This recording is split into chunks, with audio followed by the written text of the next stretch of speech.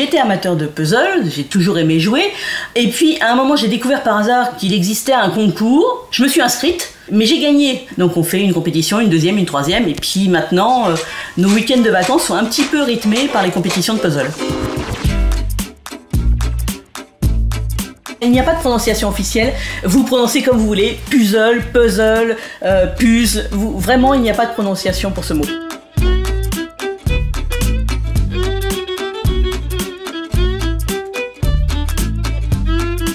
Avec mon mari, on a été champion de France en 2000.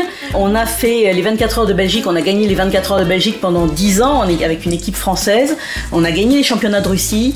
J'ai gagné 3 fois en individuel le championnat d'Espagne. Dernièrement, nous venons de gagner le championnat du Luxembourg et j'ai gagné le championnat du monde 3 fois. Ça va faire une trentaine d'années qu'on fait des compétitions, que je fais des compétitions. J'ai rencontré mon mari d'ailleurs au championnat de France au début des années 90. Depuis, on s'est mariés, ça fait 30 ans qu'on vit ensemble. J'ai rencontré beaucoup de fous furieux comme moi qui jouent au puzzle. À côté de ça, on est très installés dans la vie, donc on n'est pas non plus complètement farfelu, mais on a un plaisir et un jeu qui nous rassemble, qui fait qu'on va parler de puzzle tout en parlant d'autres choses derrière et qui nous permet de faire des fêtes aussi magistrales après les concours.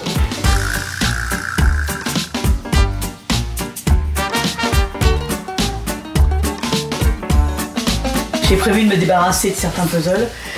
Il y en a quand même une grosse partie que je gagne à des concours. Donc j'ai pas choisi les images, j'ai pas choisi les marques et je m'en débarrasse volontiers en les échangeant aussi avec tous les amateurs de puzzles que je connais. Parce qu'on n'aime pas tous la même chose, donc on ne collectionne pas tous la même chose. Il y a des marques que je déteste profondément parce qu'elles ne sont pas de la qualité qui me convient, ou ils ont des dessins que je trouve dépassés depuis 30 ans. Et il y a des marques que j'adore parce qu'ils sont créatifs, ils ont une bonne découpe, ils ont une bonne qualité. Donc oui, il y a vraiment une différence entre les marques.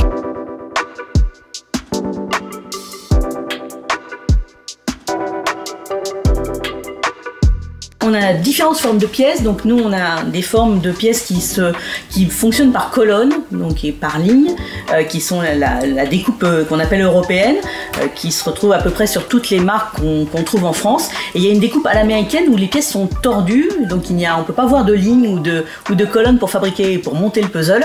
Et là on est sur une découpe à l'américaine, qu'on trouve assez rarement en France puisqu'il y a peu d'importateurs de marques américaines.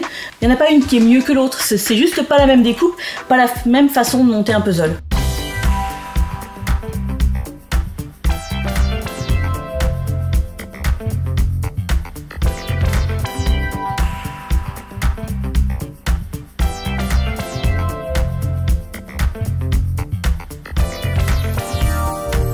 C'est vrai que je m'entraîne beaucoup, puisque pour moi, je ne vais pas regarder la télé, mais je vais faire un puzzle. Comme quelqu'un qui tricote ou qui brode ou qui lit, cette activité va être principale dans son temps libre. Donc c'est vrai que le soir, à la place d'un film, je vais faire un puzzle. Donc l'entraînement, il est permanent et quotidien. Le puzzle de compétition, on ouvre la boîte, le but est de le finir dans le minimum de temps. Donc on ne bouge pas de la table, on est là pour faire du puzzle. Le téléphone peut sonner, ils rappelleront plus tard. Je fais du puzzle de loisir aussi quand j'attaque des très gros puzzles, mais sur la compétition, je suis là pour gagner.